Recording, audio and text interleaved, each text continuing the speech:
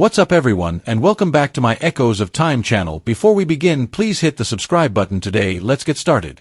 These 12 weird facts about the Druids, who were like ancient hippies, were lost to history.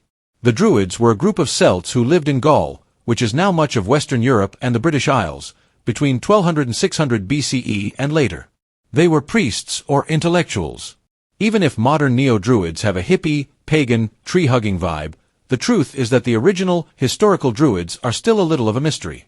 But historical records and academic research show that the Druids were more intellectual than religious. They spent more time working on building a fair society for everyone than on worshipping at places like Stonehenge, which, by the way, wasn't even theirs. The little we do know about Druid ideas and history, on the other hand, is really interesting. What did the first Druids believe if they weren't wizards who lived in the woods? What do historians say we can be sure of about Druids? Who had the ability and will to write propaganda against the Druids? Read on to find out more. Long before the Nazis, people used swastikas. Long before the Nazis used the swastika to mean racial cleansing, it was seen as a good luck charm by tribes all over the world. Some scholars assert that the swastika is the origin of the contemporary Christian cross. The Druids were part of this group that had a swastika.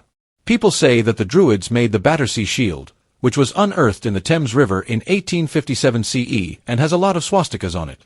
Archaeologists think that it was probably built in the 1st century BCE as a gift or sacrifice to the gods, not for fighting. Some old texts, which may just be propaganda, say that archdruids made swastikas out of tree branches as part of their rituals. They believed that there was some sort of gender equality. Many Druid warrior queens were also skilled military leaders, and they were allowed to be Druids. The Greeks and Romans, who were far more male-centered, were bewildered by the notion that women could be judges, lawyers, and diplomats. In a groundbreaking idea that said women were responsible for their own reputations, women may even divorce their husbands if they wanted to and did not suffer in status or reputation if their husbands were found guilty. Unfortunately, family life wasn't completely freeing. Celtic women were still under their husbands' control, just as Roman women. They were against the death penalty.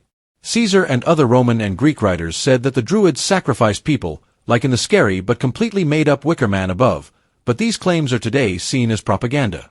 Scholars assert there is no evidence in any ancient Celtic texts indicating that human sacrifice was ever practiced.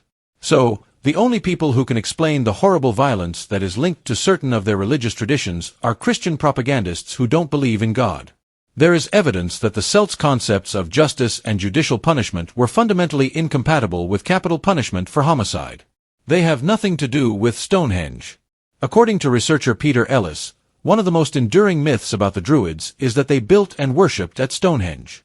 Since the edifice was built well over a millennium before we can identify the emergence of the Celts, it could not have been a Druid structure. Neo-Druids still use Stonehenge as a backdrop for summer solstice ceremonies. However, they sometimes complain about the high expense of parking. Not paying their taxes because Caesar was their conqueror, he may not be the best source of information on the Druids because he had a reason to make them look bad. But because he wrote about Druid society and ideals, he is, for better or worse, one of the few sources that researchers and people today can use. Caesar said in one of his writings about the Druids that they were exempt from military service and do not pay taxes like other citizens. He said that these benefits were naturally attractive and made people of their own accord to become students of Druidism. They didn't have a lot of Roman friends because they believed in owning things together. One of the main reasons the Romans and the Druids fought and tried to kill off the Druid class was because they disagreed about property. The Romans, who were the first to practice Western imperialism, thought that owning property was a personal matter. The Druids, on the other hand, thought that property should be shared by everyone.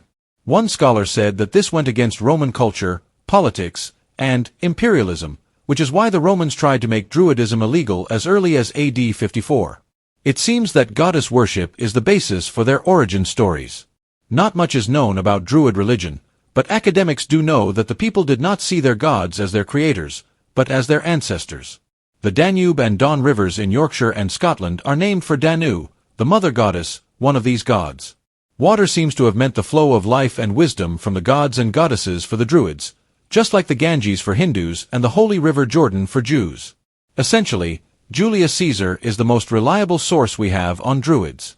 Noel Malcolm writes in his review of Ronald Hutton's Blood and Mistletoe, The History of the Druids in Britain, that most of what we know about the Druids comes from a tiny stock of ancient texts. Also, most of the legends in that little collection of works are from Greek and Roman cultures, which had a specific reason to look down on the Druids.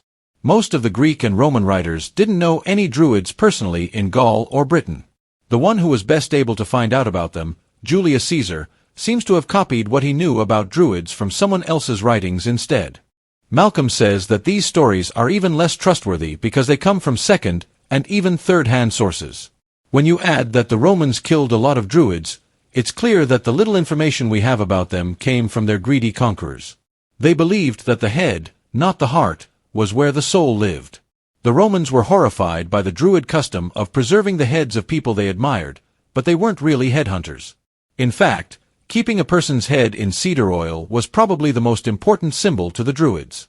This comes from Peter Ellis's book The Ancient World of the Celts, which says that the Druids believed that the soul reposed in the head. They also thought that the head, which held the soul, was the source and power of the human spirit and that the soul itself could not be destroyed. They didn't like trees and mistletoe very much. Peter Ellis, an academic, says that Pliny and Cicero's propaganda opened the floodgates for writers to conjure images of Druids and oaks and mistletoe. Pliny said that the Druids were savage wizards who climbed oak trees to get rare mistletoe, which could give fecundity to any barren animal, and that it is predominant against all poisons. He went on to say that the Druids slaughtered white bulls to do this magic. Ellis says this story is a classic of universal popular knowledge but without substance. But that sounds extremely amazing. They did not allow writing down what they knew. Research by Celtic scholar Reverend Dr. Ross Wards, who is a professor at Bluffton University in Ohio, shows that the Druids passed on their Druidic knowledge orally, but this wasn't because they couldn't read or write.